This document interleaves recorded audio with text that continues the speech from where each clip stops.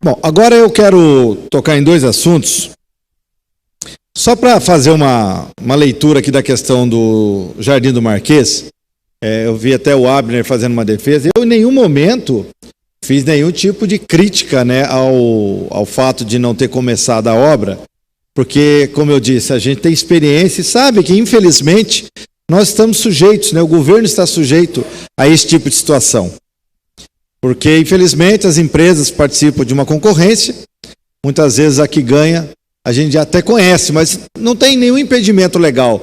Então, não é culpa do prefeito. O que eu fiz aqui, até uma brincadeira, é que é o seguinte: obra boa é obra pronta, é obra entregue.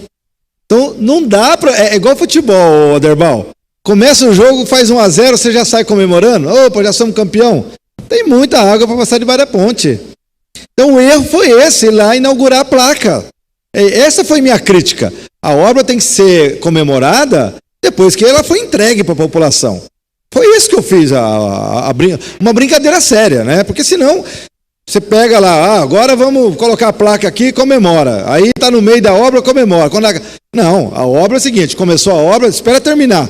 Quando entregar, o nosso governo fazia isso também. Quando terminava a obra, ia lá entregar a obra para a população. Faz parte. Então, não fica aqui nenhuma crítica, não. É só uma coisa que eu falei. E, coincidentemente, a própria menina do Valmir falou, o dia da mentira. Mas não é uma crítica, não. E eu acho que questões ilegais, elas têm que ser pegas mesmo e tem que entrar na justiça e punir quem faz coisa errada. Com relação a isso, eu tenho aqui de novo, eu quero uma situação que eu estou trabalhando nela, uma coisa que me deixou muito preocupado, foi de fato essa compra desse prédio pelo SAI de 12 milhões. Eu acho um valor assim fora da realidade. Me perdoe, não quero fazer nenhuma acusação aqui antes de ter os números, mas eu andei levantando aí alguns documentos e, para minha surpresa, o valor de matrícula, o valor venal que a gente diz, que de fato não é o valor pelo qual você vende, mas é o valor que sai na averbação, valor de 3 milhões. Você pagar 12 milhões, olha, que fosse 2 vezes, 3 vezes, mas olha, 4 vezes o valor do documento, eu vou a fundo nesse caso aí. Se tiver tudo certo, eu vou subir aqui e dizer que está certo. Mas eu achei assim um escárnio esse valor pago pelo SAI por um prédio que recém-construído, sabe? Uma coisa, sei lá. Eu vou verificar. Mas eu acho um absurdo no momento que nós estamos passando por várias dificuldades financeiras, você pagar 12 milhões num prédio, poderia pegar esse dinheiro e investir em saneamento. Tem muitos bairros aí que precisam. Eu vi muitos vereadores falando de córregos com esgoto a céu aberto. Será que não era melhor pegar esse dinheiro? Porque se o prédio lá não está bom, onde o SAI está hoje, eu acho que dava para esperar um momento mais propício para se fazer isso. Aliás, lembrando que, tanto aqui no Piazza, além do aluguel, Paulinho, foi gasto uma grana boa para poder fazer a adaptação. E nesse prédio que está sendo comprado agora pelo SAI, vai ter mais custo ainda para fazer a adaptação do local para virar um atendimento do SAI. Então é mais dinheiro que vai sair. Daí o pessoal reclama que o Arildo vota contra um empréstimo de R$500 mil para fazer um projeto do SAI. Será que eu estou errado? A gente vai ver lá na frente. Mas agora eu quero falar um pouco. Eu sei que às vezes as pessoas não gostam, mas a gente precisa falar um pouquinho do cenário nacional.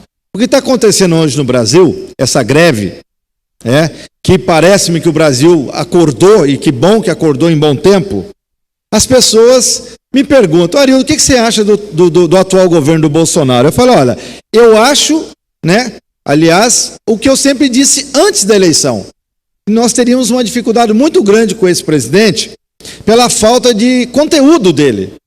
Um presidente que praticamente não foi em nenhum debate. Naqueles que foi, só falou besteira, não tinha conteúdo nenhum, coloca uma equipe lá de desastrados que estão levando o Brasil a uma situação de vexame internacional, Aderbal. O Brasil virou chacota lá fora. A gente começa pela questão da educação, que eu acho que é um ponto que está aí hoje. A gente fica até muito feliz, feliz por um lado, mas triste por outro.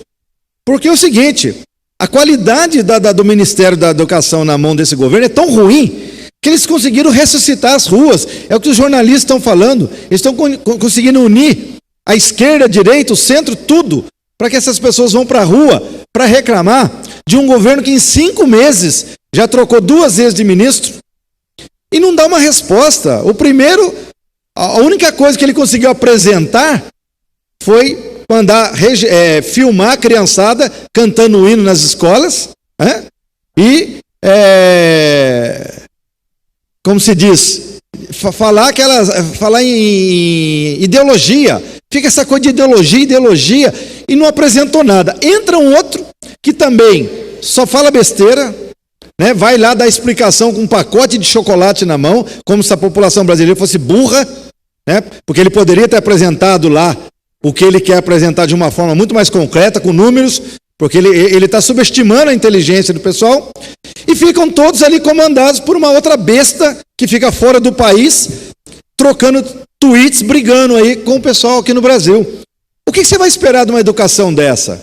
Os caras não têm uma proposta concreta para o nosso país, e as pessoas ficam caladas. Precisou mexer no bolso, precisou mexer em dinheiro, para a população acordar e ver que, se ninguém tomar providência, nós vamos à bancarrota. Então, parabéns aí. Inclusive, quero mandar um abraço para o pessoal do Instituto Federal, aqui na região aqui do Fogaça, que também estão se manifestando, porque faculdade, né, foi dito durante as propostas desse governo, que não era importante, que não precisa faculdade. Que país é esse, minha gente? Todo mundo fala que um país só cresce e desenvolve com educação, e nós vamos justamente no sentido contrário. Aliás, né, perderam tanto tempo falando em armas, em kit gay, essas coisas, que esqueceram de fazer uma proposta concreta para o país. Então é lamentável que a gente tem que vir aqui falar de pessoas, né, que infelizmente já estão arrependidas, né? Que bom que elas estão arrependidas, que a gente sabe que muitas delas não votaram por uma questão principal, mas votaram por talvez questões de posicionamento contrário ao antigo governo, por outras questões, mas não pelo conteúdo que esse presidente apresentou, porque as pessoas falam assim, não, agora está chegando um novo presidente com novas ideias, que é contra a política. Como, minha gente, um cara que ficou 28, olha, vejam bem, o cara ficou 28 anos mamando nas tetas do governo, né? Lá quietinho, no baixo clero, de repente se torna o salvador da pátria. Agora, você acha que um cara que fica 28 anos na política, Derbal, tem 3 filhos políticos, esse cara vai vir com uma nova política? É só mesmo o mais inocente dos brasileiros para acreditar numa coisa dessa. O primeiro, né, tá aí, que é o mais quietinho, parecia que era o mais sensato, envolvido em desvio de dinheiro lá quando ele foi deputado estadual. E só não estão fazendo mais nada porque o Moro está quietinho, né? O grande Batman da justiça, aquele homem que parecia que ia resolver os problemas, está quietinho, não fala um A. Ninguém fala, mas ninguém escuta mais falar do Moro, porque o Bolsonaro calou ele e falou, bicho, o acordo que eu tenho com você é o seguinte, tira o Lula da jogada, você vai ser meu ministro e depois vai para o Supremo. Agora amarrou ele. Ele não vai poder fazer nada, porque se ele contrariar o presidente manda ele embora. O que ele vai fazer? Se matou, bem feito. A gente falava, o Moro também é um falastrão. Ele só tinha o interesse dele. O outro filho do cara só quer saber de arma, quer ir para os Estados Unidos, transformou o Trump num deus. E o terceiro é um doido aí que fica aí. Inclusive falaram aí que até encontraram ele aí parece que ele estava junto com o Adélio aí no negócio de tiro aí. Isso não vai dar muito pano para manga, gente. Esse camarada aí, vocês vão ver quem é esse camarada. E nós alertamos, mas o povo não quis acreditar. Mas tudo bem, esse é o novo, né? Esse é o novo que chegou aí. Agora, nós precisamos entender que, infelizmente, tudo isso é ruim, principalmente para Jacareí. Porque quando o país está parado, a economia está parada, nós também vamos ficar parados. Infelizmente, Derbal, infelizmente. Mas esse é o preço que se paga quando a gente vota com ódio, quando a gente vota sem usar a cabeça, sem analisar o conteúdo. Esse é o preço que o eleitor paga. Né, Lucimar? É fake news, né? Aí, é um fake governo.